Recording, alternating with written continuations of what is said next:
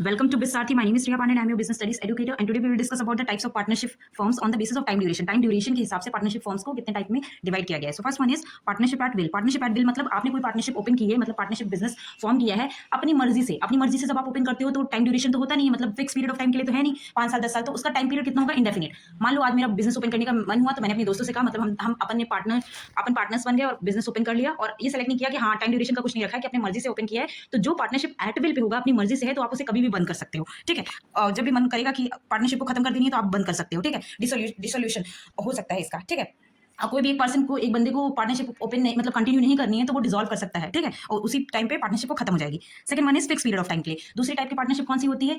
Fix period के लिए. मान लो मैंने बिजनेस ओपन किया, पार्टनरशिप बिजनेस, और मेरे को वो 5 साल तक चलाना है या 2-3 साल तक चलाना है या फिर मतलब 10 साल तक चलाना है, तो टाइम पीरियड मैंने डिसाइड कर लिया. तो जब वो टाइम पीरियड खत्म होगा तब अपने आप वो पार्टनरशिप डिसॉल्व हो जाएगी. ठीक है, तो वो फिक्स, इसको कहते हैं fix period of time, fix period partnership. Specified period of time के लिए ओपन किया जाता है. जैसे ही वो टाइम पीरियड खत्म हो जाता है, मतलब आफ्टर 5 ईयर्स हमारी पार्टनरशिप डिसॉल्व हो जाएगी. Third one is particular partnership. Particular partnership मतलब किसी पर्टिकुलर इंटेंशन के लिए आपने वो पार्टनरशिप फॉर्म की है. सपोज आपको एक कॉन्ट्रैक्ट मिला है ब्रिज बनाने का. ठीक है, तो अब आपने पार्टनरशिप कर लिया, अब आपने 10 लोगों को लिया, जैसे ही वो कॉन्ट्रैक्ट ब्रिज बन जाएगा तो आप पार्टनरशिप डिसॉल्व हो जाएगी अपने आप ही, क्योंकि आपने पर्टिकुलर इंटेंशन की वजह से पार्टनरशिप फॉर्म किया होता है. तो बिजनेस ऑर्गेनाइजेशन में टाइम ड्यूरेशन के हिसाब से 3 टाइप्स की पार्टनरशिप होती है. पहला partnership at will. At will मतलब मर्जी से, और उसको जब भी डिसॉल्व करना हो आप अपनी मर्जी से, आपको मन करे नहीं पार्टनरशिप कंटिन्यू करनी है तो आप उसे डिसॉल्व कर सकते हैं. फिक्स पीरियड, जैसे ही फिक्स पीरियड खत्म हो जाएगा वो पार्टनरशिप अपने आप ही रद्द हो जाएगी. ठीक है, डिसॉल्व हो जाएगी company. Third one particular partnership. Particular intention की वजह से जो आपने बिजनेस फॉर्म किया उसे पर्टिकुलर पार्टनरशिप कहते हैं. जैसे वो काम पूरा हो जाएगा आपकी पार्टनरशिप डिसॉल्व हो जाएगी.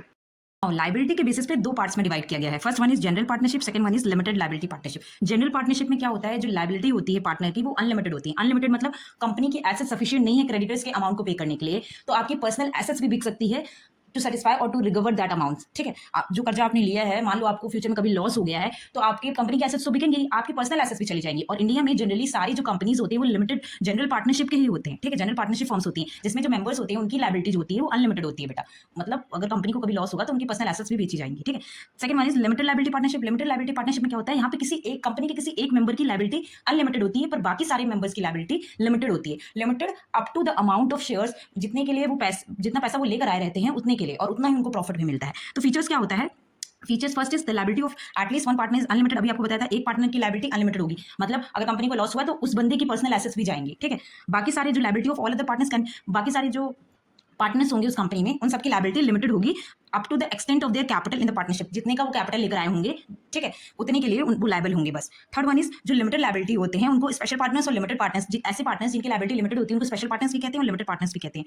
और जो स्पेशल पार्टनर होते हैं, फिर fourth one is special partner जो होते हैं उनको मैनेजमेंट में पार्टिसिपेट करने की कोई जरूरत नहीं होती है, बट उनके पास पूरा राइट होता है कि वो अकाउंट्स को इंस्पेक्ट कर सके, वो देख सके कहीं कुछ घपला उपला तो नहीं हो रहा है. ठीक है, six one is the special partner can withdraw. अब मान लो कि कोई स्पेशल पार्टनर है जिसकी लायबिलिटी लिमिटेड है, ठीक है, उसका कभी मन करे कि नहीं यार मेरे को बिजनेस कंटिन्यू करना, अपनी ये पार्टनरशिप कंटिन्यू नहीं करना है, तो अपने हैंड्स पैक कर सकता है, मतलब वो बाहर निकल सकता है. ठीक है, उस पार्टनरशिप से. ठीक है, उसका जब मन चाहे. अगर किसी पार्टनर की, मान लो किसी स्पेशल पार्टनर की डेथ हो जाए या वो इंसॉल्वेंट हो जाए तो उससे बिजनेस को, कोई पार्टनरशिप फॉर्म को कोई इफेक्ट नहीं पड़ेगा, मतलब पार्टनरशिप ऐसे ही कंटिन्यू होगी जैसे होगी, क्योंकि वैसे भी वो स्पेशल पार्टनर है, मैनेजमेंट में उसका कोई वो ही नहीं है, डिसीजन मैनेजमेंट में उसका कोई पार्टिसिपेशन ही नहीं है, तो उसके रहने या ना रहने से फर्क नहीं पड़ेगा.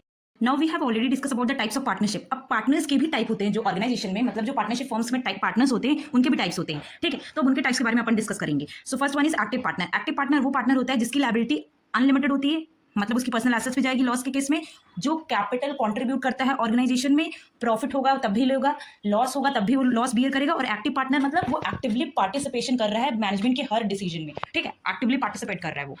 सेकंड पार्टनर इज स्लीपिंग और डॉर्मेंट पार्टनर. डॉर्मेंट पार्टनर और स्लीपिंग पार्टनर्स वो पार्टनर्स होते हैं जिनकी लायबिलिटी अनलिमिटेड होती है, कंपनी में वो कैपिटल लेकर आते हैं बट वो एक्टिवली पार्टिसिपेट नहीं करते हैं. जैसे एक्टिव पार्टनर्स होते हैं बिजनेस के हर डिसीजन में पार्टिसिपेट करते हैं, मैनेजमेंट के हर डिसीजन मेकिंग में और काम करते हैं अच्छे से. वैसे स्लीपिंग पार्टनर डॉर्मेंट पार्टनर नहीं करते, बाकी सारी वो काम करते हैं एक्टिव पार्टनर वाले, बट पार्टिसिपेशन उनका मैनेजमेंट में नहीं रहता है. ठीक है, मतलब सोते रहते हैं. ये स्लीपिंग मतलब वो समझ लो कि वो सोते रहते हैं. ठीक है, third one is secret partner. नाम से सजेस्ट कर रहा है सीक्रेट है, तो इसका मतलब उसकी आइडेंटिटी के बारे में नहीं पता होता होगा बाहर किसी को. ठीक है, सीक्रेट पार्टनर वो पार्टनर होता है जो कंपनी के डिसीजन मेकिंग में काम कर रहा है, उसकी लायबिलिटी भी अनलिमिटेड है और पार्टिसिपेशन है, कैपिटल लेकर आ रहा है, सब कुछ कर रहा है, बट उसकी आइडेंटिटी रिवील नहीं की जाती है, मतलब बाहर के आउटसाइडर को नहीं पता होता है कि ऐसा भी कोई पार्टनर है. ठीक है, वो सीक्रेट पार्टनर होता है, उसको छुपा के रखा जाता है, समझ लो. ठीक है, fourth one is nominal partner. Nominal partner वो पार्टनर होते हैं जो अपना नाम देते हैं बिजनेस को. जैसे सेलिब्रिटीज होते हैं ना, बहुत सारे एडवर्टीजमेंट करते हैं तो आप देख के लेते हो कि ये प्रोडक्ट अमिताभ बच्चन ने यूज किया है तो अपन ये प्रोडक्ट अच्छा होगा, क्योंकि जैसे फैन होते हैं ना. अब जैसे आप एज ए नॉर्मल ऑडियंस हो, आपके भी बहुत सारे बॉलीवुड के लोग होंगे जिनके आप फैंस होंगे, सेलिब्रिटीज होंगे, तो जो वो प्रोडक्ट यूज करते हैं या फिर जो एडवर्टीजमेंट में उन्होंने वो प्रोडक्ट हाथ में ले लिया, तो आप वो एज अ फैन आप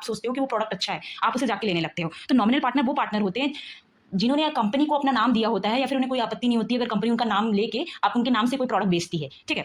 वो नॉमिनल पार्टनर होते हैं, मतलब वो पैसा लेकर नहीं आते हैं कंपनी में, उनकी कोई लायबिलिटी नहीं होती है, ठीक है। वो पार्टिसिपेशन नहीं करते, बस कंपनी ने उनका नाम यूज किया होता है। जैसे सेलिब्रिटीज का नाम कंपनी यूज करती है कि ये प्रोडक्ट अमिताभ बच्चन यूज करते हैं तो आप भी यूज करो, तो आप लोग क्या करते हैं, जो अमिताभ बच्चन के फैन होते हैं वो जनरली वो प्रोडक्ट यूज करते हैं। अब nominal types of partner, nominal से क्या आप समझ आते हैं, नेम, ठीक है। तो आप ये समझ लीजिए कंपनी को अपना नेम देते हैं।